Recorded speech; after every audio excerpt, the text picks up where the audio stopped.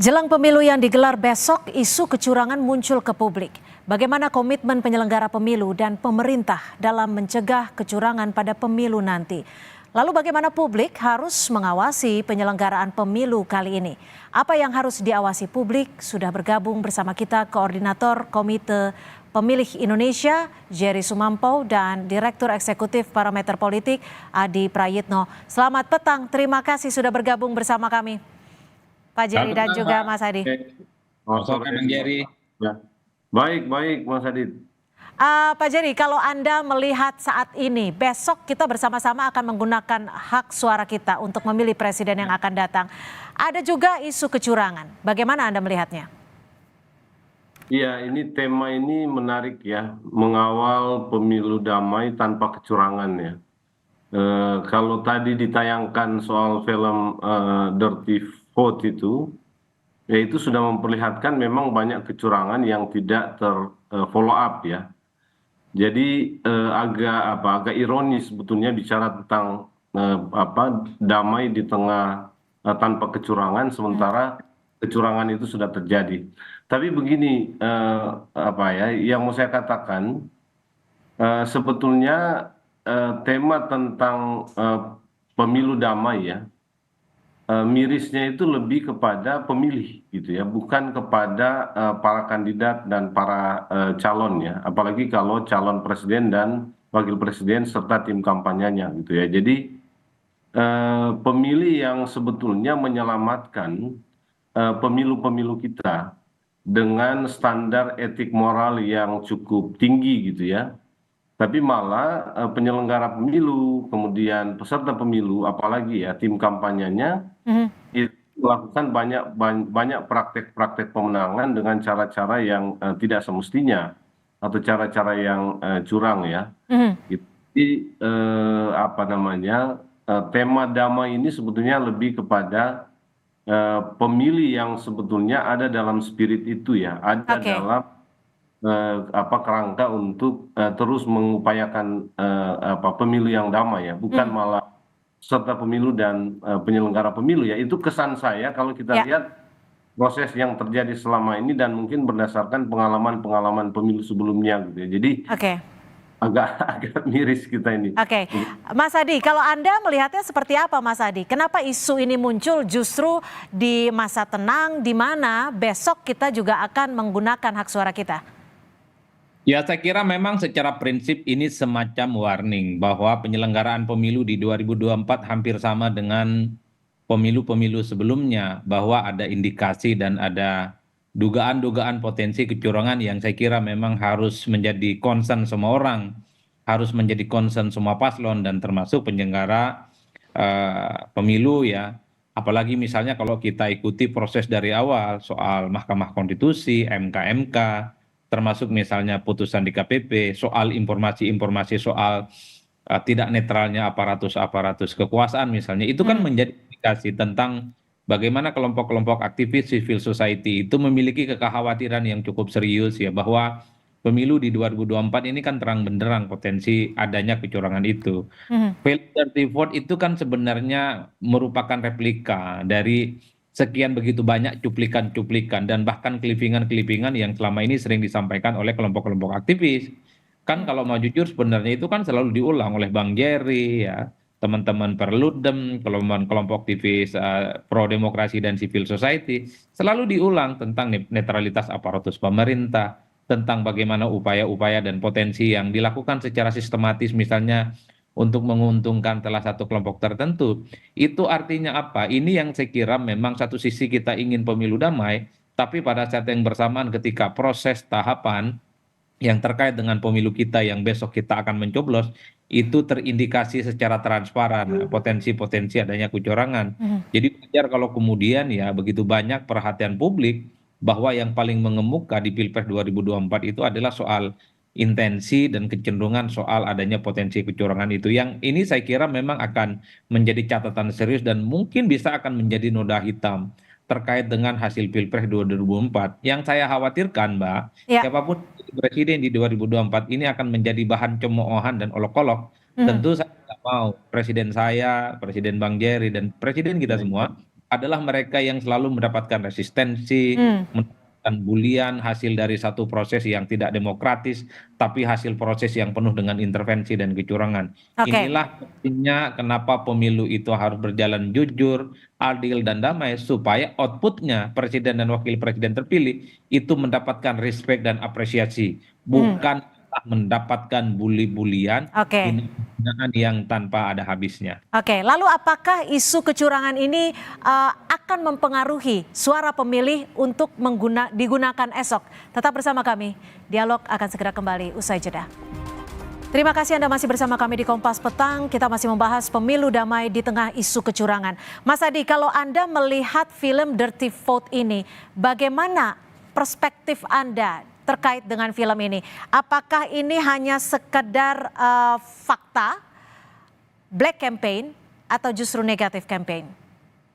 Ya, saya kira memang banyak fakta-fakta yang diungkap ya dari upaya-upaya sistematis tentang soal potensi adanya kecurangan di 2024. Nah, yang menjadi agak sumir sih menurut saya ketika film ini dinilai misalnya fiksi, misalnya dinilai terlampau banyak asumsi, bahkan dinilai black campaign. Saya kira tinggal ditunjukkan apa itu yang disebut dengan fiksi, asumsi, dan black campaign.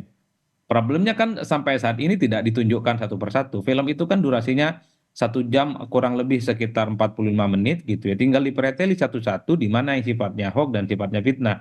Bagi saya perdebatan semacam ini akan sangat menarik kalau diletakkan dalam meja diskusi yang rasional. Diletakkan dalam diskusi yang konstruktif ya. Bukan langsung misalnya main lapor-melaporkan yang saya kira tanpa ada bantahan-bantahan apapun. Oleh karena itu ya kalau saya misalnya nonton ini film satu persatu sampai selesai kan sebenarnya adalah pengulangan dari apa-apa yang sering disampaikan oleh Bivitri, disampaikan oleh Ferry Amsari, termasuk oleh si Uceng ya. Ya. Satu persatu mereka sebenarnya mengulang itu saja yang kemudian didiskusikan melalui sebuah bentuk forum. Menurut saya jika ada pihak yang merasa dirugikan, tidak terima misalnya, saya kira kita dibantah. Tunjuk di mana kesalahannya. Kalau Bung Jerry melihatnya bagaimana, Bung Jerry? Apakah ini hanya sekedar asumsi atau memang fakta yang dibongkar di tengah pemilu damai yang akan kita laksanakan besok? Ya, itu kan dia sebetulnya merangkum kembali ya fakta-fakta tentang potensi kecurangan atau ada yang sudah kecurangan gitu ya, yang sudah terjadi dalam kurun waktu 1 tahun lebih ya selama proses pemilu kita. Nah, yang menarik kan begini sebetulnya Mbak ya, fakta-fakta yang dirangkum ini memang fakta-fakta yang nyata atau ya kasus-kasus yang nyata gitu ya, tapi tidak ada penyelesaiannya. Gitu kan yang membuat dia menarik kan begitu ya, ada banyak pelanggaran, ada banyak kecurangan yang terungkap, tapi tidak selesai, dia ngambang. Nah, dalam kerangka ini, saya kira ini yang mengatakan begini, ini proses manipulasi yang memang terencana, tapi tidak bisa dijerat oleh kerangka hukum yang ada. Ya, karena itu ada analisis hukum ya, kelemahannya di mana, di mana problemnya sehingga itu tidak bermakna sanksi kepada para pelaku gitu ya. Jadi bagi saya kalau disebut sebagai black campaign atau negatif campaign ini kalau black campaign sudah pasti tidak, mungkin negatif campaign, tapi kan ini bukan ditujukan hanya kepada satu pasangan calon, meskipun yang menjadi kebakaran jenggot ini adalah pasangan calon nomor 2, karena itu bereaksi keras ya, karena memang faktanya ada banyak hal dalam film itu yang diangkat itu terkait dengan potensi kecurangan atau bahkan sudah kecurangan yang dilakukan oleh 02, tetapi memang kerangka hukum kita itu tidak mampu menjeratnya dalam bentuk sanksi. Gitu ya. Jadi ini yang saya bilang, ini yang tidak selesai ya. Tapi ini kan begini Mbak, yang menarik. Ini kan kenapa ini film penting sekarang ini?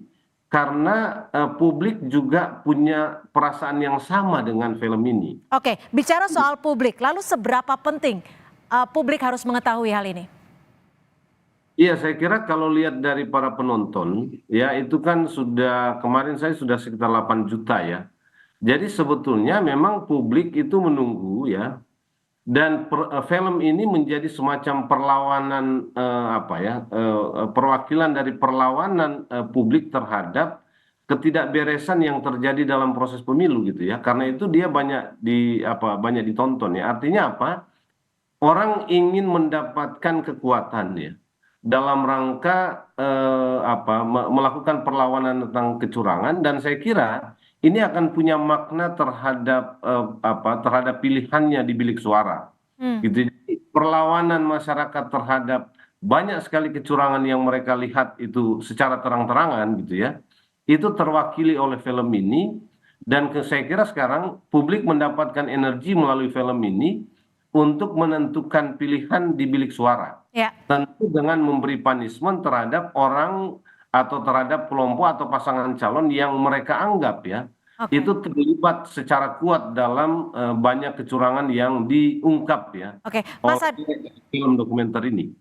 Lalu kalau Mas Adi melihatnya bagaimana? Apakah film yang dimunculkan saat masa tenang ini bisa mempengaruhi suara dari pemilih?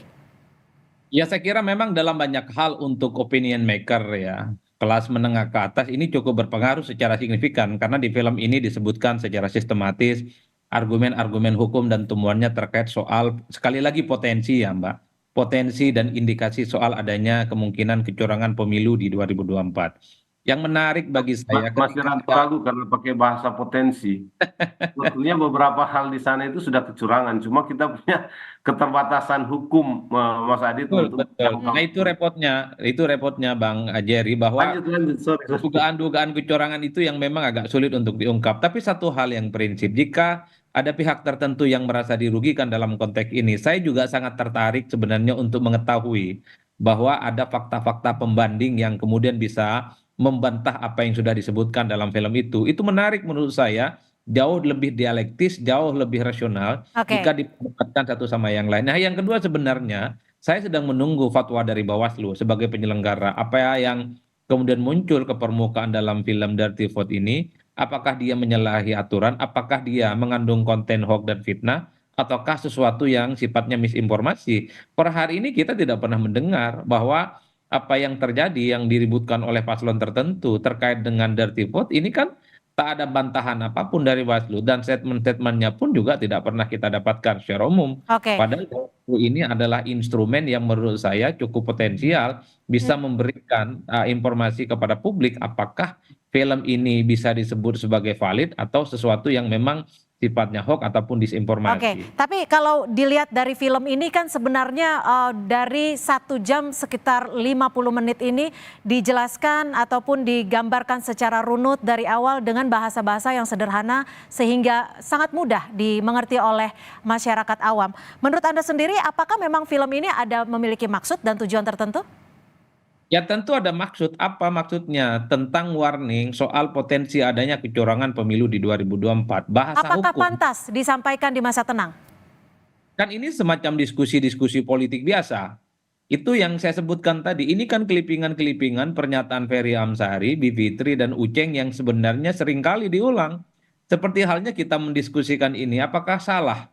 Sekalipun saat ini adalah masa tenang, kan tidak ada unsur misalnya untuk mengajak mencoblos salah satu kandidat tertentu. Yang tidak boleh dalam masa tenang itu adalah satu ya menyampaikan visi misi, yang kedua adalah mengajak untuk memilih paslon tertentu. Di luar itu saya kira tidak ada persoalan apapun. Nah, yang menjadi ramai memang konteksnya seakan-akan hari tenang itu adalah masa tidur di mana semua orang, semua calon itu tidak melakukan apapun. Padahal menurut saya masa tenang itu adalah justru masa yang tidak tenang di mana narasi-narasi politik kebangsaan yang penting bagi saya adalah dia konstruktif untuk memberi informasi bagaimana kualitas pemilu kita itu dijaga. Saya kira nggak ada soal Oke. apapun.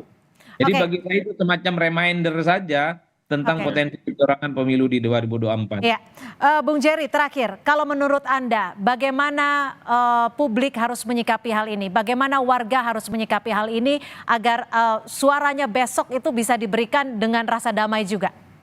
Ya, saya kira yang penting karena banyak kecurangan atau potensi kecurangan yang selama ini sudah terlihat ya. Salah satu yang didokumentasi oleh film Dirty Vote itu, ada kemungkinan proses-proses hitung besok itu juga akan penuh dengan kecurangan atau dengan potensi-potensi kecurangan yang polanya baru. Kalau kami sebetulnya mengidentifikasi ya, karena kan gini, proses yang kemarin itu bukan proses yang biasa. Ada banyak hal baru yang merupakan kecurangan itu dilakukan tapi tidak bermakna sanksi kepada para pelaku atau pasangan calon atau peserta pemilu. Nah, kita berasumsi sekarang ini atau curiga ya, muncul atau pola baru kecurangan di TPS itu juga akan muncul dan kita nggak punya kemampuan menanganinya dengan mekanisme dan prosedur yang sekarang ada. Nah, ini yang kita khawatirkan ya. Nah, karena itu sebetulnya kalau kita mau mengamankan suara, karena suara kita dalam pemilihan umum besok gitu ya, pemungutan suara besok, saya kira yang kita harus mengajak masyarakat itu untuk terlibat lebih banyak di TPS, ya nongkronglah atau hadirlah di TPS itu Oke, mulai sampai selesai, gitu ya, karena hanya itu satu-satunya cara untuk mengurangi potensi-potensi kecurangan, baik, manipulasi yang kemungkinan terjadi dalam proses-proses di TPS. baik. Lalu yang kedua, saya kira yang juga menarik adalah yang juga sensitif dan punya kerawanan itu adalah proses pengawalan suara setelah pemungutan suara ada penghitungan suara ini rumit ya harus Hmm, dikawal juga hmm, khususnya oleh lembaga pengawas pemilu lalu proses rekapitulasi Oke, di tingkat TPS itu kan akan dilakukan rekapitulasi di tingkat kecamatan ini juga harus dikawal ya khususnya oleh baik. Bawaslu makanya begini Mbak Cynthia saya terakhir ya kita Ya, minta begini Bawaslu itu punya pemantau TPS atau punya oke. Baik, sehingga dia punya artinya tidak hanya petugas tapi juga warga betul. masyarakat diminta untuk berperan aktif Betul, membantu saya kira pengawasan itu yang secara jauh lebih maksimal. penting. Baik, terima kasih Bung Jerry Sumampo, Koordinator Komite Pemilih Indonesia dan juga Mas Adi Prayitno, Direktur Eksekutif Parameter Politik sudah bergabung bersama kami di Kompas Petang. Selamat nyoblos untuk besok. Selamat sore.